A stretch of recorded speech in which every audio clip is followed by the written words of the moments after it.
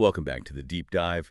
Today we're really jumping to the deep end with 3D rotation, pulling directly from Feynman's lectures.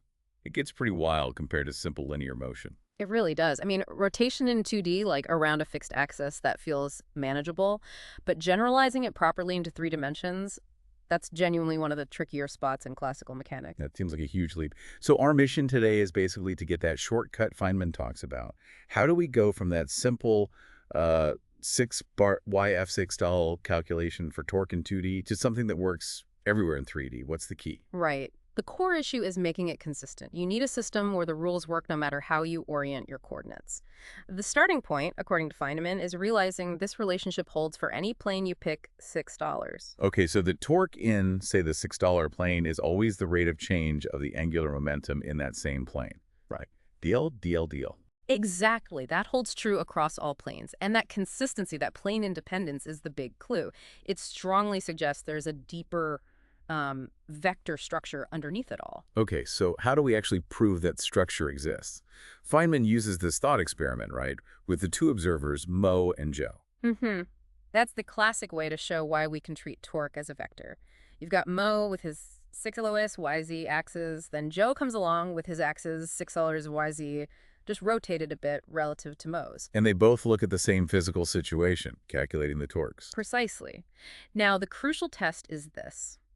Do the torque components, Mo calculates, tau transform into the components Joe calculates, tau using the exact same mathematical rules that transform Mo's coordinates into Joe's coordinates. Ah, I see. It's about whether the torque numbers rotate the same way the physical space does. The lectures go through some pretty dense algebra to show this transformation. They do, and we don't need to rederive it here, thankfully. But the takeaway is fundamental. The math works out. The components of torque do transform exactly like the components of a position vector or any true vector when you rotate the coordinate system. So, without that proof, torque would just be like three numbers that depend entirely on how Mo set up his axes, not a real physical thing. Exactly right. It wouldn't be a universal physical quantity. That transformation property is what earns torque its status as a vector. It justifies drawing that single arrow in 3D space to represent the twist. Got it. And that's where the right-hand rule comes in, too, just to be consistent about which way that arrow points for a given rotation. Yes, absolutely. Curl the fingers of your right hand in the direction of the rotation, and your thumb points in the direction of the vector. It's a convention, but a necessary one to keep things consistent. Okay, the vector nature is justified. But doing those transformations all the time sounds painful. There must be a cleaner way to handle this in practice. And there is. That's where the cross product enters the picture. It's the mathematical tool specifically designed for this kind of vector relationship in 3D. Right, the cross product. It takes two vectors and gives you a third vector that's perpendicular to both of the originals. Precisely. It captures that perpendicular nature inherent in rotation. So instead of wrestling with sines and cosines in component form, we define our key rotational quantities using this operation. Okay, so how does that redefine torque? Simple and elegant. The torque vector math BF is the cross product of the position vector math BF from the pivot to where the force is applied, and the force vector math BFS, so math BF times math BF. And its magnitude depends on the angle between math BFL and math BFL, and the direction pops out from the right-hand rule applied to math BFL and math BFs. Correct. And similarly for angular momentum, math BFL, it's the cross product of the position vector, math BFL, and the linear momentum vector, math BFL. So math BFL times math BFL. And this cross product has some weird properties compared to normal multiplication, right? Like the order matters. Definitely. It's non-commutative. Math BFA gives you a vector pointing in the opposite direction to math BFA day. So math BFA times math BFA times math BFA. Reversing the order flips the resulting vector. Which makes sense for rotation twisting one way is the opposite of twisting the other way. Exactly. And also, if the two vectors you're crossing are parallel, like math BFA times math B, the result is 0. There's no twist if the force is along the position vector, for example. Okay, so with a cross product, we can now state the main law of rotation in this compact vector form. Yes. The total external torque vector acting on a system equals the time rate of change of the total angular momentum vector. Math BF at math BFL DTF. It's the rotational analog of math BFA DTT. And the conservation law follows directly. If the net external torque is 0.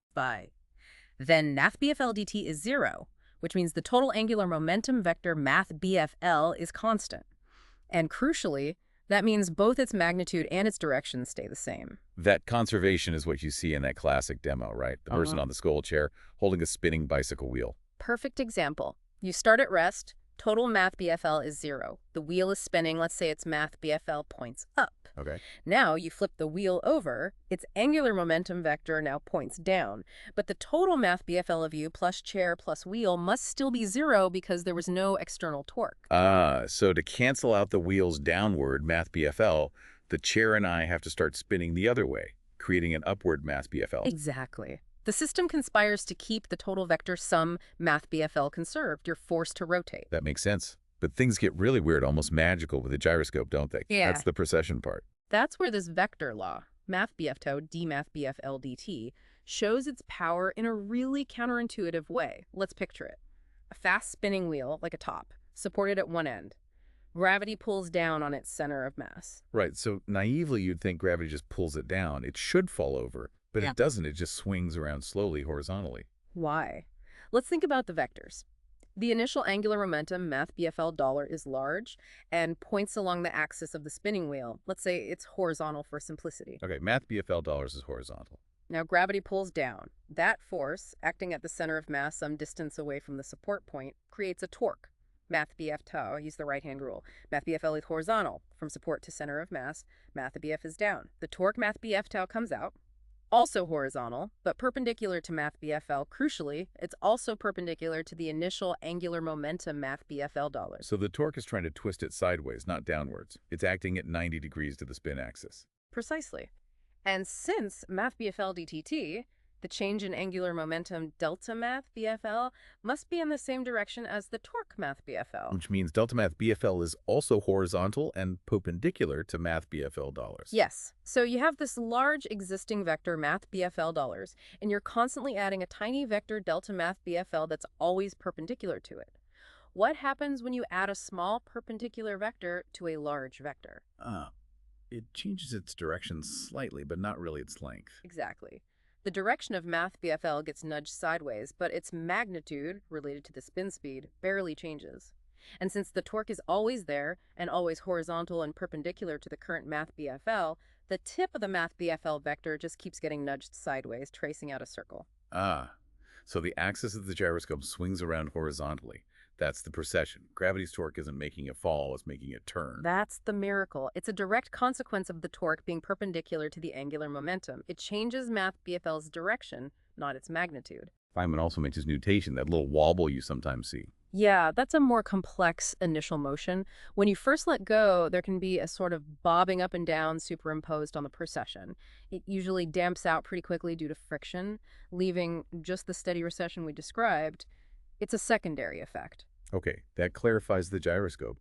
But there's one more layer of complexity, right, when we deal with actual solid objects rotating. Yes, the last piece of the puzzle for 3D rotation. For a general, arbitrarily shaped, rigid body, there's a rather counterintuitive fact. The angular momentum vector, math BFLA, is not necessarily pointing in the same direction as the angular velocity vector, math B omega. Wait, math BFL and math BFL can be misaligned. How does that happen? I thought math BFL was related to inertia times math B omega. It is, but in 3D, the inertia part isn't just a single number anymore. It's more complicated, represented by something called the inertia tensor. Think about spinning a wheel that's mounted crookedly on its axle, like in Feynman's figure 20-6. Okay, a tilted wheel on a shaft. The shaft defines the direction of the angular velocity math BFL, but because the mass isn't distributed symmetrically around that shaft, the resulting angular momentum vector math BFL actually points off at an angle relative to math BFL. And what's the physical consequence of math BFL pointing differently than math BFL? As the shaft rotates, that misaligned math BFL vector is also rotating. Since math BFL dA2, a changing math BFL means there must be a torque. The bearings holding the shaft have to constantly exert forces of torque just to keep the shaft rotating along its fixed axis. You feel it as vibration or stress. So unbalanced rotating parts create internal torques because math BFL and math BFL aren't lined up. Exactly. It's why balancing wheels on cars is so important. However, there's a saving grace. For any rigid body, there exist three special perpendicular axes called the principal axes of inertia. Principal axis. Yes, if you rotate the body purely around one of these special axes, then, and only then, the angular momentum math BFL will be perfectly parallel to the angular velocity math B omega. Things simplify dramatically. And these axes often line up with symmetry axes, right? Like the axes of a cube or a cylinder. Very often, yes. For symmetrical objects, the principal axes are usually obvious. For less regular shapes, they still exist, but finding them might require more calculation. And rotating about these principal axes lets us write down a simpler formula for the kinetic energy of rotation. Correct.